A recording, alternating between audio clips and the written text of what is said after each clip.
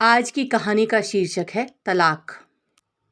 जब मैं रात को घर पहुंचा तो मेरी पत्नी ने खाना लगाया। मैंने उसका हाथ हाथों में लिया और कहा, मुझे कुछ जरूरी बात कहनी है। वो शांत बैठकर खाना खा रही थी। उसकी आंखों में कुछ दर्द साफ नजर आ रहा था। अचानक मुझे लगा कैसे कहूँ, मगर मुझे उसे बताना ही था। मैंने बड़ी शांति से कहा, मुझे तलाक चाहिए।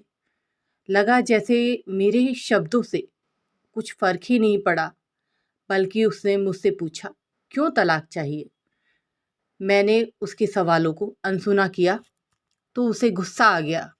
उसने चम्मच उठाकर फेंक दिया और जोर से चिल्लाई, तुम इंसान नहीं हो।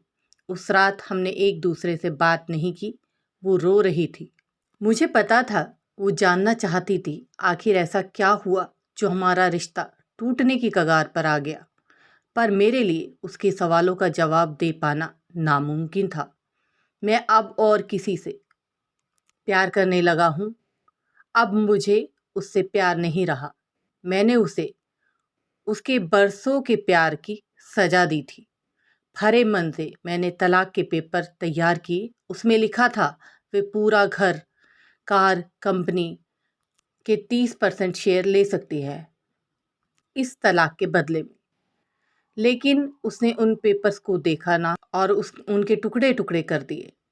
वो औरत जिसने मेरे साथ जीवन के 10 साल बिताए थे, वो आज मेरे लिए अनजान हो चुकी थी। मुझे इन 10 सालों का जो उसने मेरे लिए बर्बाद किए थे, मगर मैं क्या करूं? जो हो चुका उसे मैं बदल नहीं सकता था, क्योंकि मैं किसी और से, अपनी पत्नी से भी ज्यादा प्यार करने लगा था। आखिरकार उसके सब्र का बांध टूट गया और वो फूट फूट कर मेरे सामने रोने लगी। मेरे लिए उसका रोना एक तरह से रिहाई की तरह था। तलाक की जो बात मुझे परेशान कर रही थी, अब बिल्कुल साफ हो चुकी थी। अगले दिन मैं घर काफ़ी लेट आया। मैंने देखा वो टेबल पर बैठकर कुछ लिख रही थी। मैंने शाम का खाना नहीं खाया था, लेकिन फिर भी मैं सीधे ऊपर जाकर अपने कमरे में सो गया, क्योंकि पूरा दिन प्रिया के साथ रहने, जो कि मेरी गर्लफ्रेंड है, और कई जगह उसके साथ घूमने के बाद मैं थक गया था। वो शायद रात को उसी टेबल पर लिखते लिखते सो गई थी। सुबह उसने तलाक देने की शर्त बताई। वो मुझसे कुछ भी नहीं लेना चाहती थी। उसे सिर्फ तलाक से पहले 1 महीने का समय चाहिए था। उसने आग्रह किया, इस 1 महीने में हम दोनों वही पुराना जीवन जिए जितना संभव हो सके, क्योंकि आने वाले महीने में हमारे बेटे की परीक्षा है। वह नहीं चाहती थी कि हमारे टूटे रिश्ते का प्रभाव उसकी पढ़ाई पर पड़े। मुझे भी ये ठीक लगा, मगर वो कुछ और भी चाहती थी। जैसे शादी के दिन मैं उसे उठाकर अपने शयन कक्ष तक ले गया था, उसी तरह हर रोज 1 महीने तक मैं उसे शयन कक्ष से उठाकर मुख्य द्वार तक ले जाऊं। मुझे लगा ये पागलपन है, मगर इन आखिरी दिनों में थोड़ा अच्छा बनाने के लिए मैंने उसकी ये शर्त स्वीकार कर ली। मैंने प्रिया को अपनी पत्नी की सभी शर्तें बताई। वो हंसने लगी। उसे लगा मेरी पत्नी कितने भी तरीके अपना ले, तलाक होना तो तय है। मेरी पत्नी और मैं किसी से इस दौरान नहीं मिले थे, लेकिन उस दिन जब मैं उसे पहली बार उठाकर गेट तक ले गया तो हम दोनों काफी अजीब महसूस कर रहे थे। पीछे से हमारा बेटा भी खिलखिलाकर खुश हो रहा था।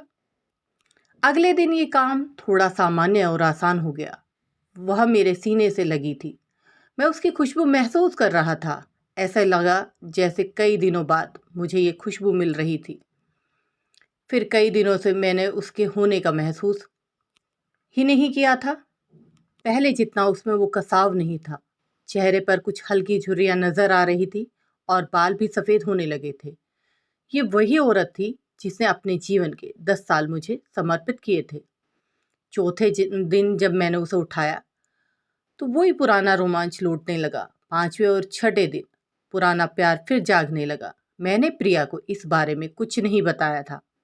अब उसे उठाना और आसान हो गया था। शायद हर रोज ये काम करने में मैं आदी हो गया था। एक दिन वो अपनी पसंद की साड़ी निकाल रही थी, लेकिन कुछ खास नहीं ढूंढ पाई।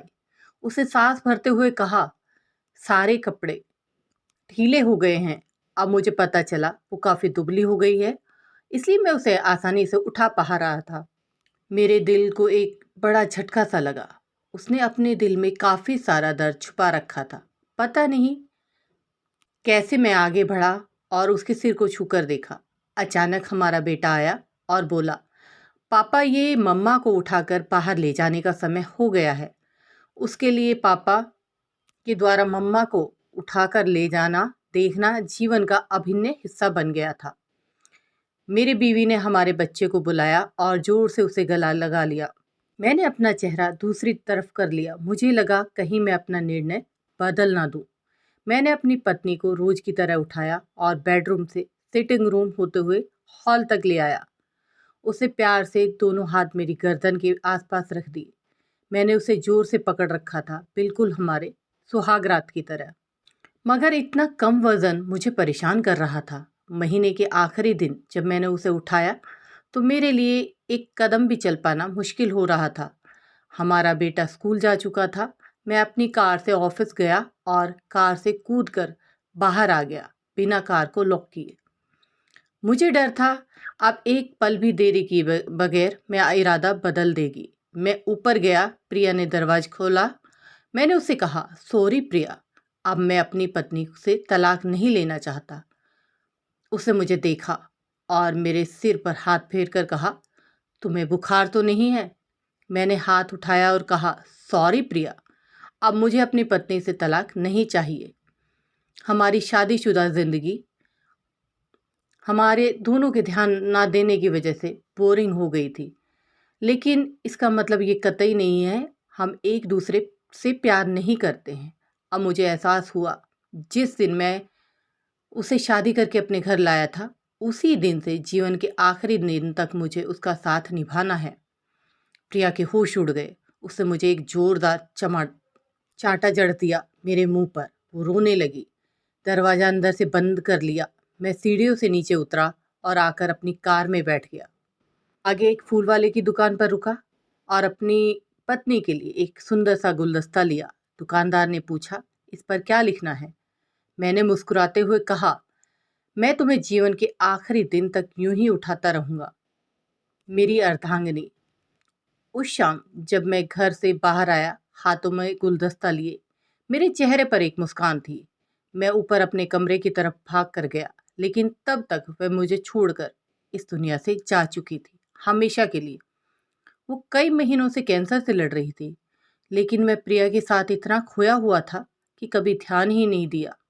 उसे पता था वो जल्दी ही मुझे छोड़कर जाने वाली है, इसलिए वह मुझे और मेरे बेटे के रिश्ते को टूटने से बचाना चाहती थी। और मैं नीच उसे तलाक लेना चाहता था, लेकिन फिर भी उसने मुझे अपने बच्चे की नज़रों में एक प्यारा पिता और पति बना दिया था। जीवन की छोटी छोटी बातें रिश्तों में बहुत महत्व रखती है। बड़ा घर, बड़ी कार और बैंक बैलेंस ये खुशियों का हिस्सा ज़रूर बन सकते हैं, मगर अपनों के बिना इनकी कोई कीमत नहीं है। थैंक यू दोस्तों। आपको हमारी कहानी कैसी लगी है? लाइक और कमेंट ज़रूर करें।